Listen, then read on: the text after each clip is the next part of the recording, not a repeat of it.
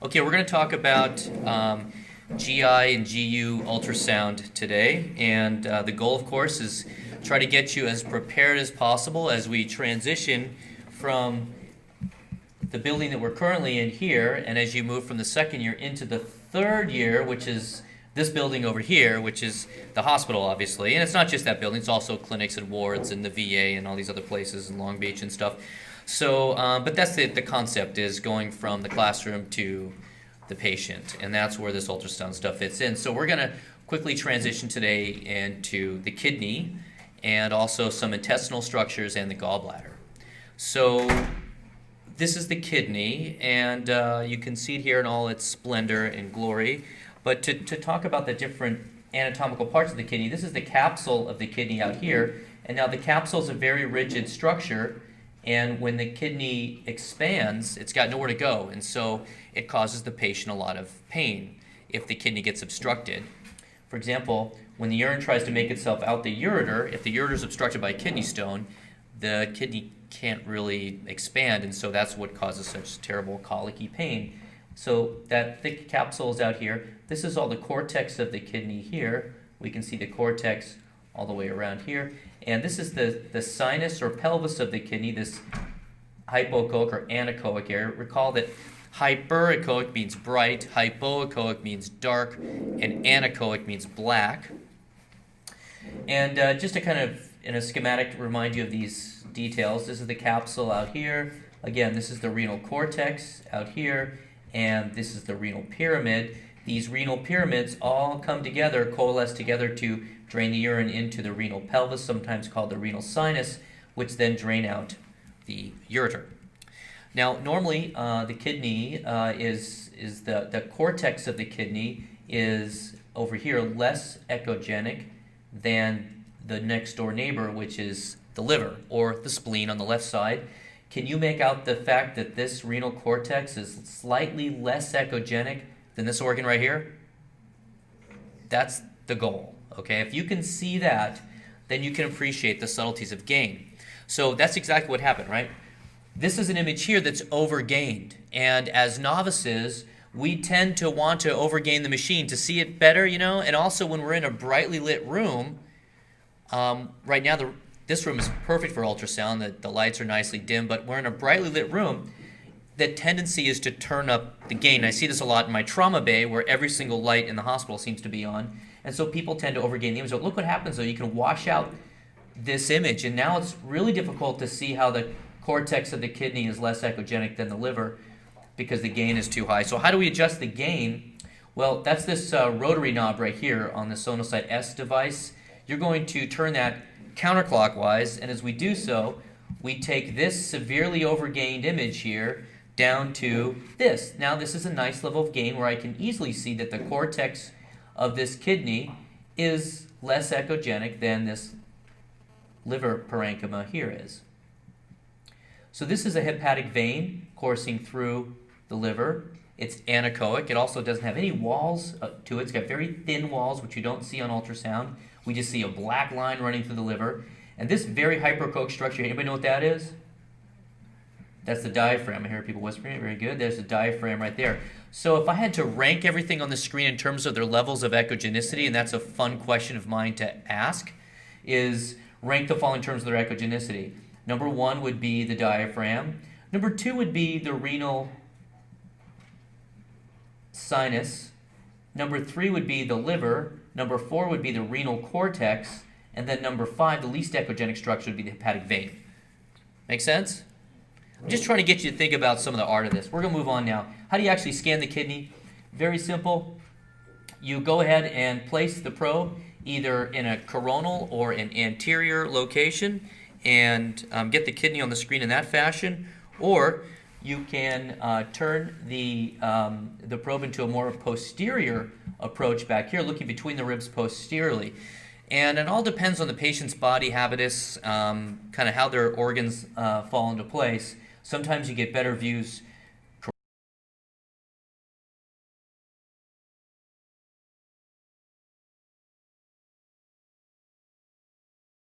next door to it, which happens to be the liver on the right side of the body, and we lose the lower pole of the kidney. First of all, how do I know that this is the lower pole and that this is the upper pole? Well, the reason I know that is because I've got the probe indicator pointed towards the patient's head. So therefore, everything on this side of the screen is towards the head, and everything over here is towards the feet. But look at this loop of bowel coming along here, air being the enemy of ultrasound. It's blocking the lower pole of my kidney, and so we're losing all that information. So what we do instead is we move the probe more posteriorly. Now we can see the entire kidney on one view when we take that posterior approach, which, you know, on the right side isn't that big of a deal. I can still make out this lower pole of the kidney, pretty much almost all of it there. But on the left side, because the spleen isn't as big, we lose a lot more of that lower pole of the kidney. So on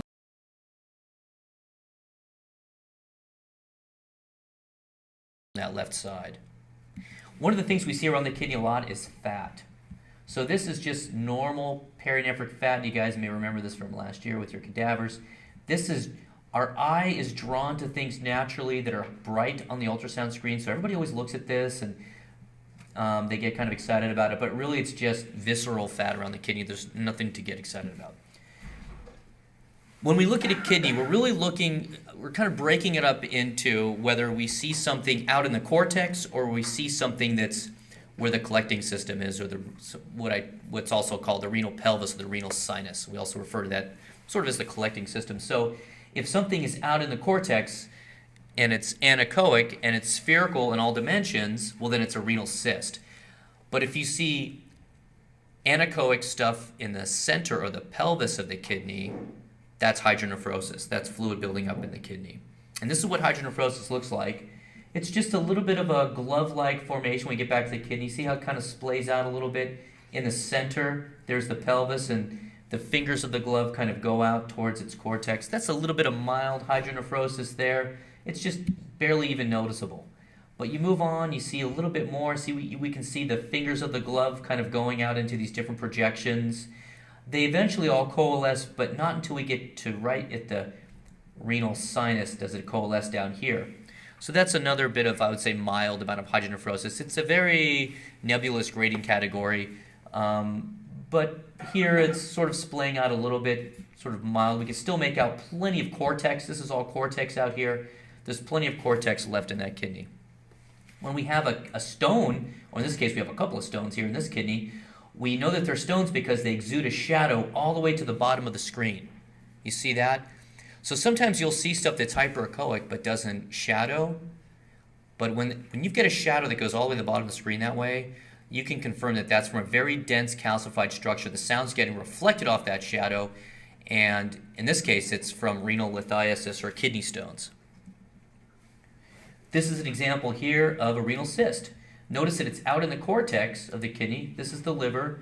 This is the kidney. We're losing the lower pole from all this bowel gas. But as we get out, we can actually see a cyst up here, and then there's another little cyst down here. Here's that cyst towards the upper pole over here. And no matter how you rotate the probe, from transverse to coronally, the cyst is always spherical and anechoic in all planes. This is what happens when we get a lot of hydronephrosis backing up in the kidney. Our cortex is starting to go away, and all those finger-like projections are now coalescing to one large hypo or anechoic area here seen in the pelvis of the kidney, and that's more like moderate hydronephrosis. When all those fingers kind of come together, we can still make out the cortex though. See out here, we can still see cortex. If all I saw was a big black center where the kidney should be, and there's no cortex left, it's very, very rare, but that would be severe hydronephrosis. The fact that I can still make out cortex to me tells me this is probably moderate. You heard of polycystic kidney disease? This is what it looks like on ultrasound. These are all these cysts seen out here in the cortex. We can make that one here, this one here, this one here, this one down here. Polycystic kidneys, and it's bilateral.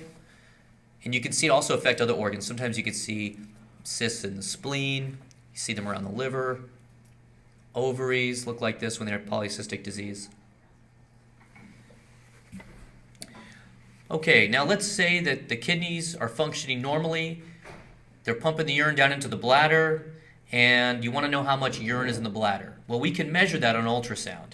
We can look at a kidney in 2 dimensions and measure the 3 dimensions of it, and then we can get a bladder estimation of the bladder volume that way. So right now we've got the probe in a transverse plane with the indicator of the patient's right. Therefore, this is the height, and this is the width, right? So this is going from one edge of the bladder to the other edge, and this is going from the top of the bladder to the bottom of the bladder.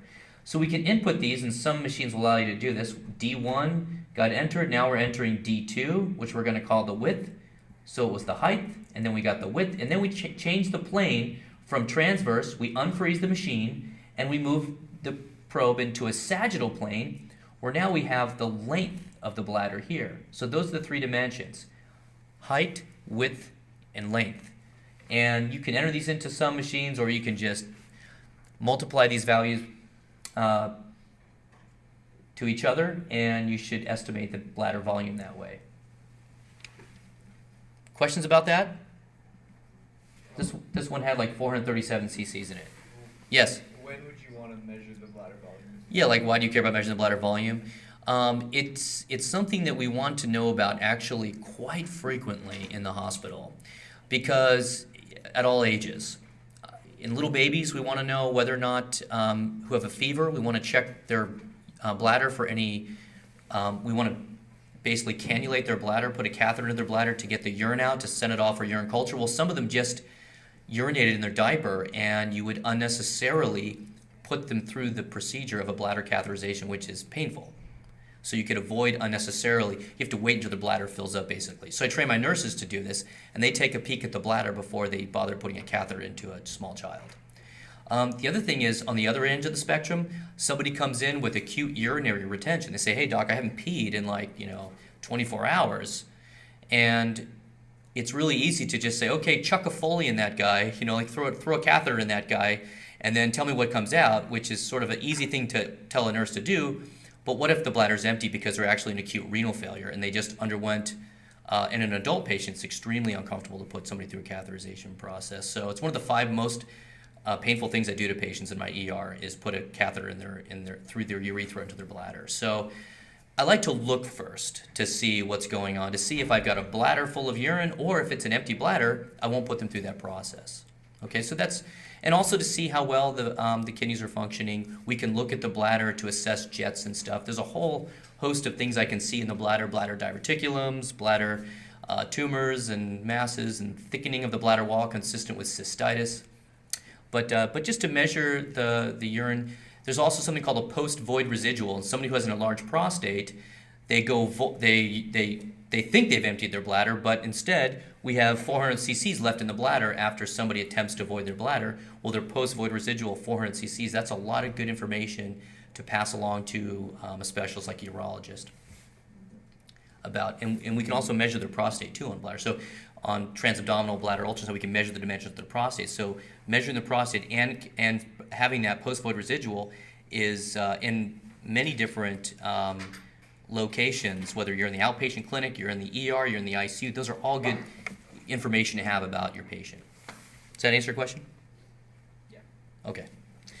We're going to switch gears now and talk about the bowel, okay? Now, you talk about ultrasound of the bowel. Well, first, right off the bat, I know that you know who the enemy of ultrasound is, right? Who's the enemy of ultrasound? Air, bowel gas, generally speaking. And so that's the problem. We have the enemy of ultrasound being the bowel gas. And in some patients, it's pretty significant how much bowel gas they can have, right? So that's why we have to somehow overcome that enemy. Now, in a guy like this, I don't know if there's anything I could do to actually examine his bowel using ultrasound, because he's just so at the end of that spectrum of bowel distension. But in other patients, though, we can get through and see their intestines actually quite easily, even when they have a lot of pathology, which I'll show you here in a second. So we're going to be talking about bowel obstructions, where the gas is located, and appendicitis in this quick little demonstration. So generally speaking, to insinate the intestines, what you want to use is you want to use the linear probe, okay? Now, I know that what you're thinking, the linear probe's for structures that are superficial, and that's high frequency. However, when you start to use this, what you're going to do is you're going to use a compression technique to look at the intestines. You're going to push down on the abdomen using that linear probe. And that basically, what that does is, as you compress the abdominal wall, you are decreasing the effective focal point of that transducer, meaning that you can actually get away with using linear probe with the intestine because you're pushing down so hard that structures that used to be far away are now much closer to your probe. For example, you're trying to find the psoas muscle, which is down by the spine, a deep structure. However, when you compress the skin 4, 5, 6 centimeters down into the body, well, now you can take advantage of the fact that you're so close to those structures that you can use this linear probe, which is why, for the most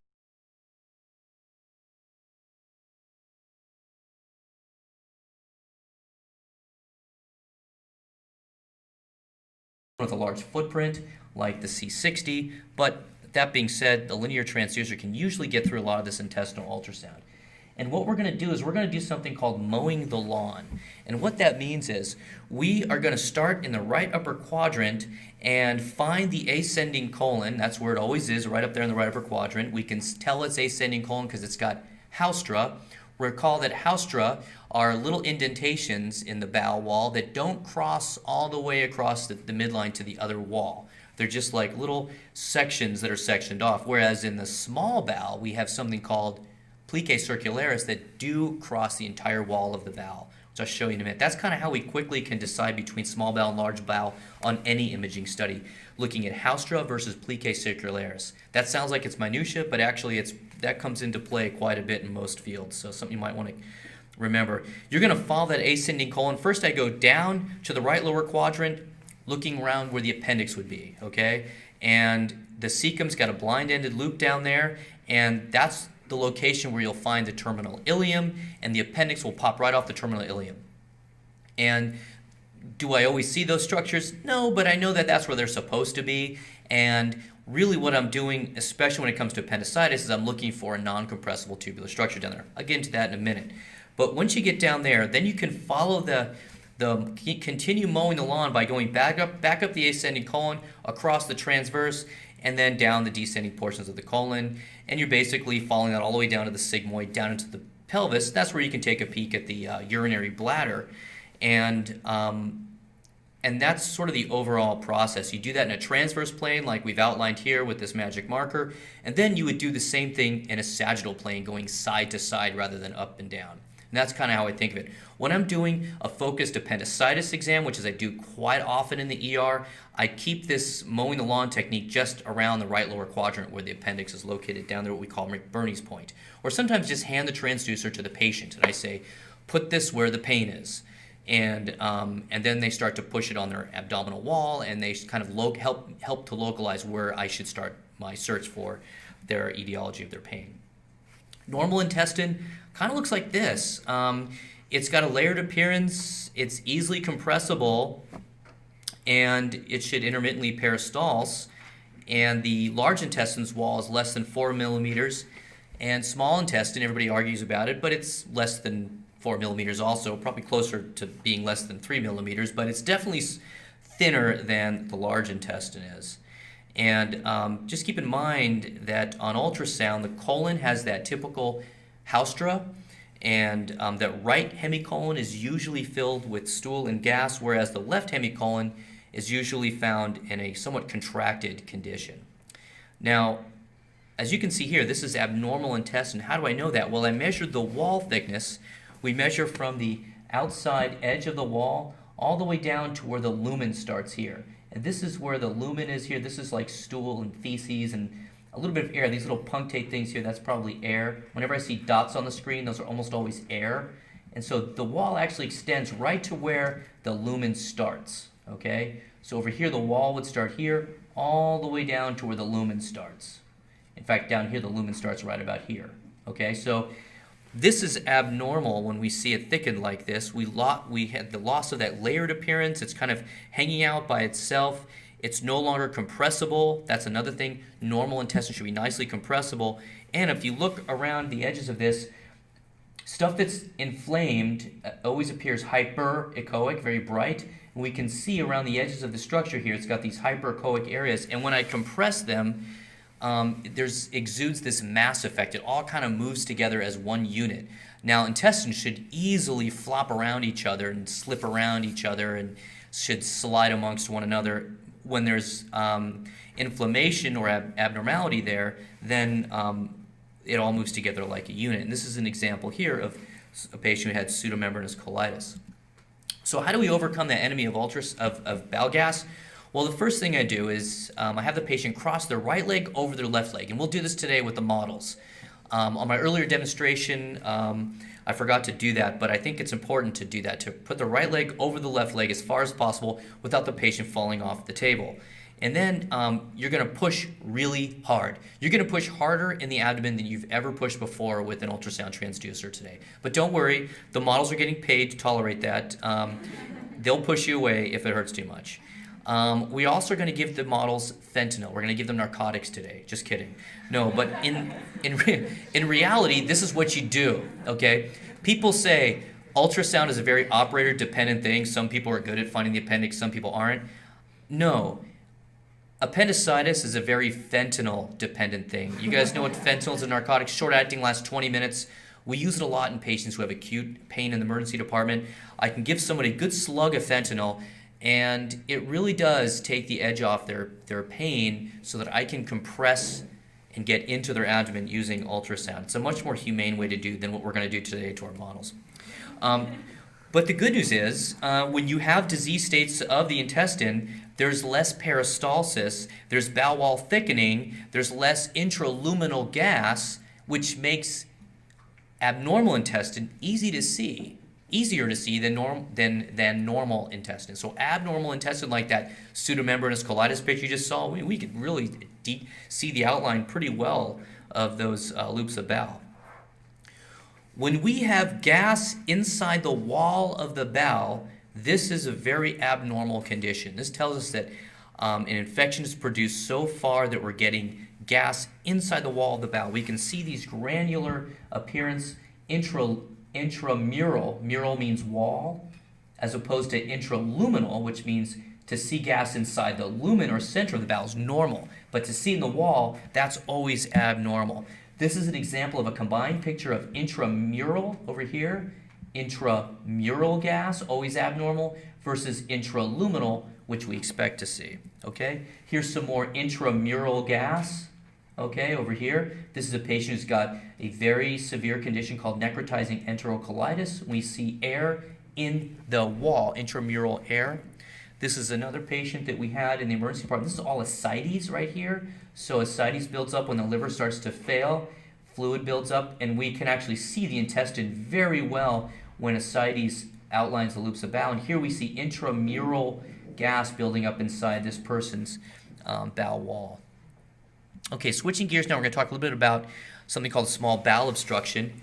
Very, very common emergency we see in the emergency department all over the hospital, small bowel obstructions. And basically, plain films can get you in trouble here because they can be inaccurate. Up to about 30% of the time, plain films are not going to help you in somebody who's got a full-blown small bowel obstruction. It's for various reasons, but just keep in mind that ultrasound may be the way to go here with small bowel obstruction while you're waiting to get the definitive test, which is a CT scan. So somewhere between X-ray and CT lies ultrasound with its test characteristics. And what you see with ultrasound is pretty easy to see, actually. If I've got a patient who's pretty distended, I just walk over with the ultrasound probe, they're vomiting, they've got all the clinical signs of small bowel obstruction. Well, this is what I see. I see these dilated loops here of small bowel. Notice the plicae circularis going all the way across the bowel there. The walls are usually thickened, though sometimes in the early small bowel obstruction, the walls have yet to become thickened. And this is where it can excel over chest abdominal x-rays, is the fact that you could have a very proximal small bowel obstruction where the x-rays doesn't see it because the patient's been vomiting so much there's no longer an air fluid level, and therefore the x-ray could miss it. Well, ultrasound can pick those up. And also there's something called a closed loop obstruction. You know what that is? A closed loop obstruction is where you have small bowel that's been twisted on both ends, and there's a section in between, a closed loop, where there's no air. It's just a small bowel obstruction without air in it. And without the air, you don't get the air fluid levels you see on an x-ray. And so that's how x-rays miss these, which we see quite easily on ultrasound. And so this is just another example here of the small bowel, the plicae circularis going all the way across, and it definitely has thickened wall. And if we look adjacent to it, there's even free fluid between two of these loops of bowel. When you see free fluid like that between two loops of bowel in a patient with a small bowel obstruction, that's a surgical emergency. The presence of free fluid means we need to go to the operating room now on this patient. Because you can have an early small bowel obstruction, or maybe a narcotic ileus, where the bowel is just kind of slowing down, starting to get a little bit dilated. But when there's actually free fluid, that suggests microperforation and that this patient needs to go to the operating room. Okay, switching gears, finally, the appendix. And the acute appendicitis, very, very common, okay? It's the most common surgical abdominal emergency in North America.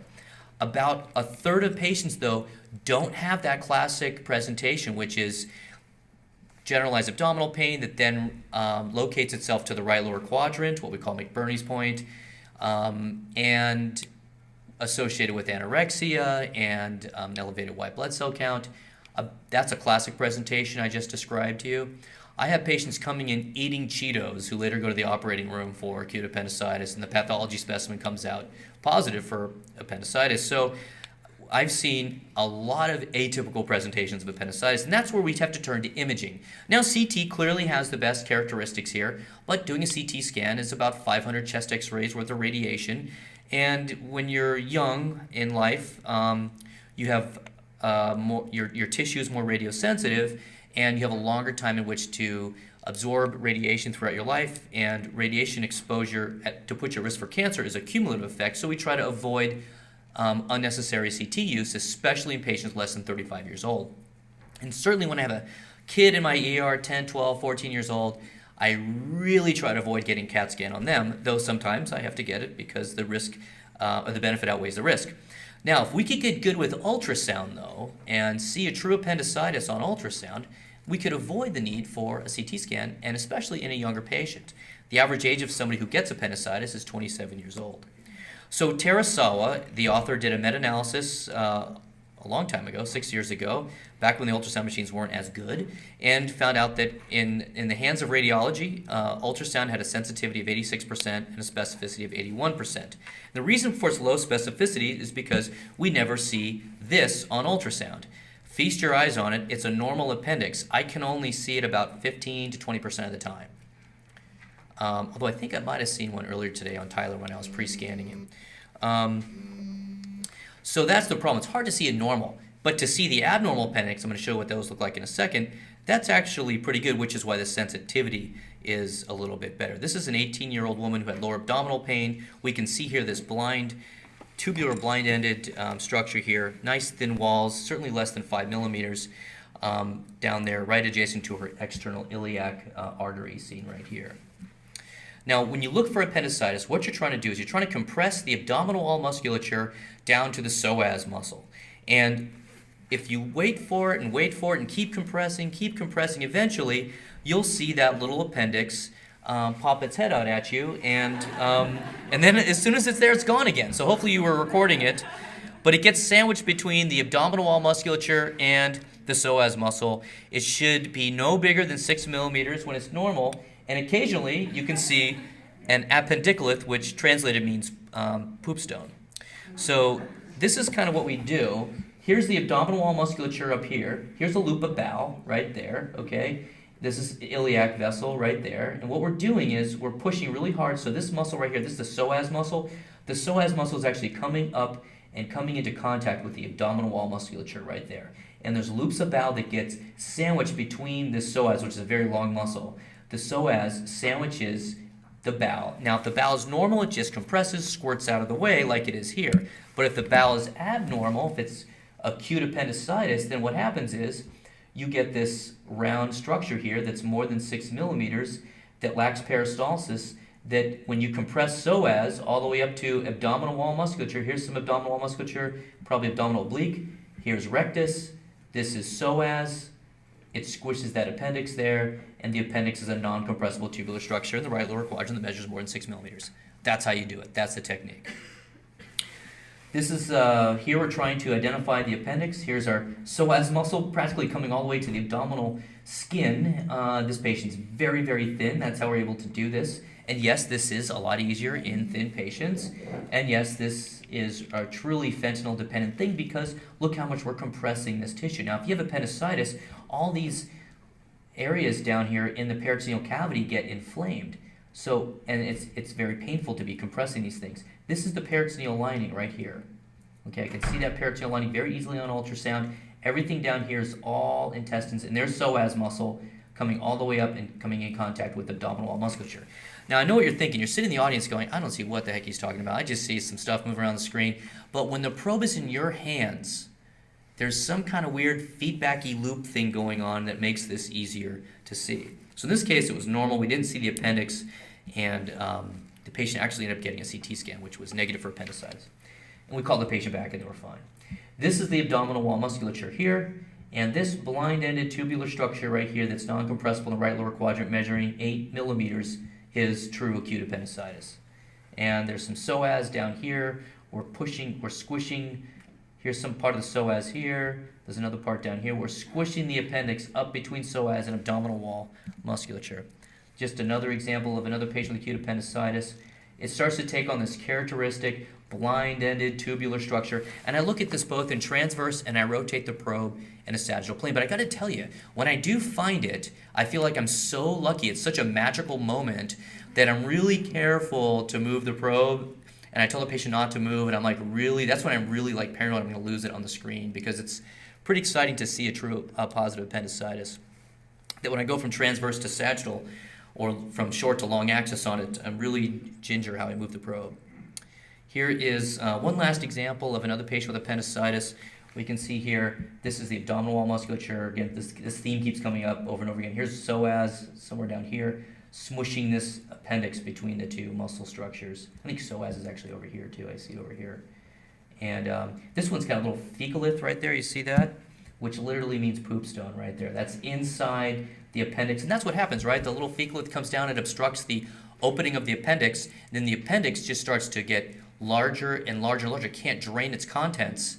And then finally, the pressure inside the appendix gets higher than the ability for the blood vessels to provide it with vasculature, and then you get ischemia, you get lack of blood flow to that appendix, and eventually the walls get thin and the pressure inside the appendix outweighs the ability of the wall to maintain its integrity, and the wall perforates, and the contents of the appendix spill out into the abdominal peritoneal cavity. And once that perforation occurs, surgery is often not of benefit, and you just give the patient antibiotics for a couple of weeks and admit them to the hospital. Yes?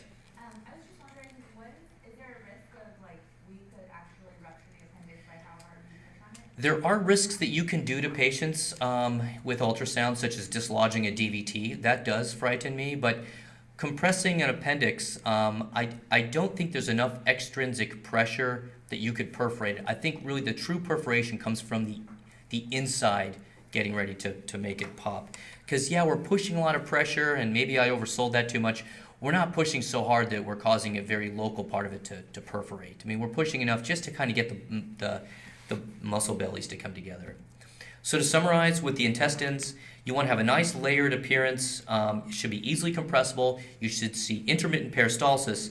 And keep in mind that large intestine has a wall thickness less than 4 millimeters, and small intestine is somewhat thinner than that. Changing gears one last time, we're going to talk now about the gallbladder. Gracie, if you want to hand those out while I'm doing the gallbladder. We're going to have the indicator aimed towards the patient's head in a sagittal plane, and then the patient's going to take a deep breath, and that's called the subcostal sweep, okay? And once you get the gallbladder in its long axis, you can then rotate the probe 90 degrees to get the gallbladder in its short axis. Once you insufflate the gallbladder in the long axis, you also need to view it in the short axis. Once you do get the gallbladder in the long axis, you're going to fan through the gallbladder, like so, making sure you catch the entire gallbladder, looking for any type of pathology. After you're done with the long axis, you're going to rotate the probe 90 degrees from whatever axis you're in, like so, and you're going to view the gallbladder in the short axis. Again, you're going to fan through the entirety of the gallbladder, looking for any possible pathology. And so in the short axis, this is what the gallbladder looks like. Now I know you see a lot of anechoic structures on the screen here. We see, we see this hyperechoic structure here, which is what? The kidney. This is all the liver up here. And we see a circle here. What's this circle here? It's the IVC. Actually, we can kind of, I think, make out the aorta next to it here. Maybe the spine shadow is somewhere down here. Not really exactly sure, but I do see that the most superficial or anterior or structure that's closest to the skin line that is anechoic, that is the gallbladder. And that's pretty much true. So when you're looking around the abdomen, when you find the closest thing to the skin that's anechoic, that's likely your gallbladder there. In young thin patients, we tend to find the gallbladder more lateral and anterior. In those patients, if you can't find it with the subcostal sweep or the X-7 approach, it's often helpful to take the indicator and really flatten it out against the abdomen. The indicator is pointed towards the patient's right. The probe itself is flattened out as much as you can. You kind of fan through the gallbladder anterior to posterior as you work your way laterally. And oftentimes you'll find the gallbladder up in this area here.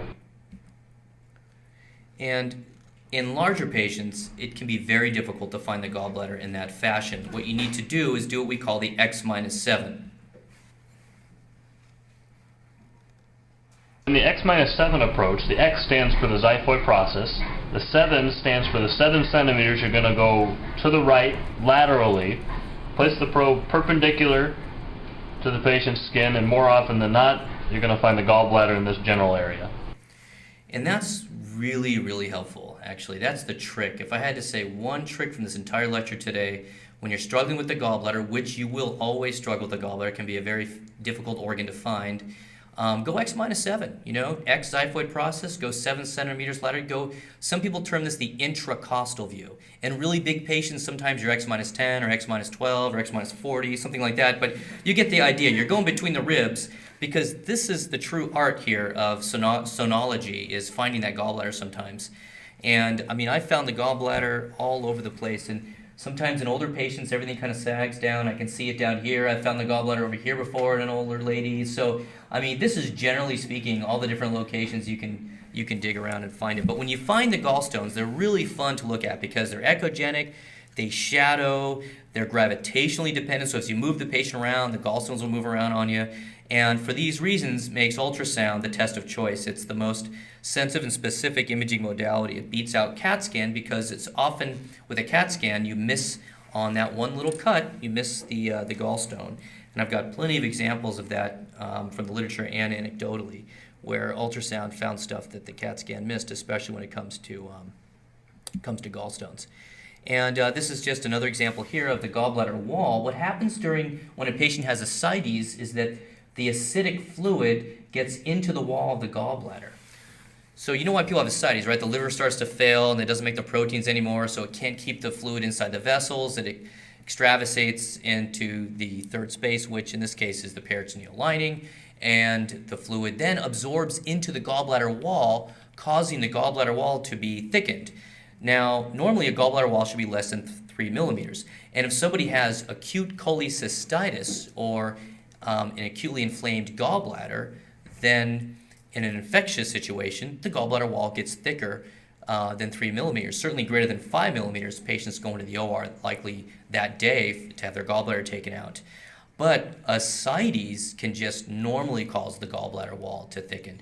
And also a gallbladder, right after you eat any fatty food at all, okay? So if you have some salad with any fat in it, I mean, it's amazing how the gallbladder will find any fat that you eat and will contract, right? Cholecystokinin gets released, it goes to the gallbladder and causes the gallbladder to contract down and secrete the bile into your gut to dissolve the fat. So what happens when that happens is the gallbladder contracts down and the wall itself appears falsely thickened, which is why if I'm really curious about a patient's gallbladder wall, I want to measure it, I try to do it if they haven't eaten for at least 4 or 5 hours. That's the reason why we do that sometimes. So depends what the models had for lunch. Most of the time, it's almost impossible to eat 0 fat. So usually their gallbladders are a little contracted, making them a little bit hard to find.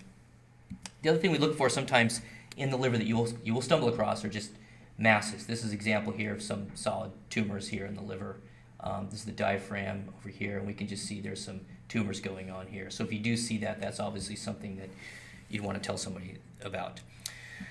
Finally, this is the last slide. Just today during the hands-on session, what we're going to do is we're going to get the kidney in the long and short axis, okay? I don't necessarily need you to measure the bladder volume because that takes a little bit to stop and drop calipers and stuff. You can drop a caliper too if you want, but I want you to demonstrate how you would do it at least to the instructors. You're going to mow the lawn, compress, get that rectus abdominal muscle to come all the way down, to come in contact with the psoas muscle, and then I want you to show the gallbladder's long and short axis.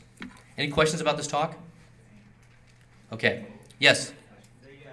Putting the right leg as far as you can over the left, why? I don't. Yeah, that's a great question. That comes up all the time. Why would you put the right leg over the left leg?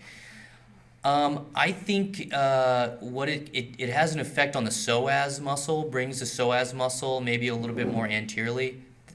That's one of the things I can think. It does something too with the abdominal, the lateral abdominal wall muscles maybe too, brings those in a little bit tighter so you can use them for compressibility. Brings the contents of the abdominal cavity, the intestines, a little bit more anterior, so you're compressing anteriorly and not laterally coming from the side. That's the only thing I can think of. I get that question all the time, and that's how I think of it. Is just it brings everything a little bit more, brings it together a little tighter into the abdominal compartment.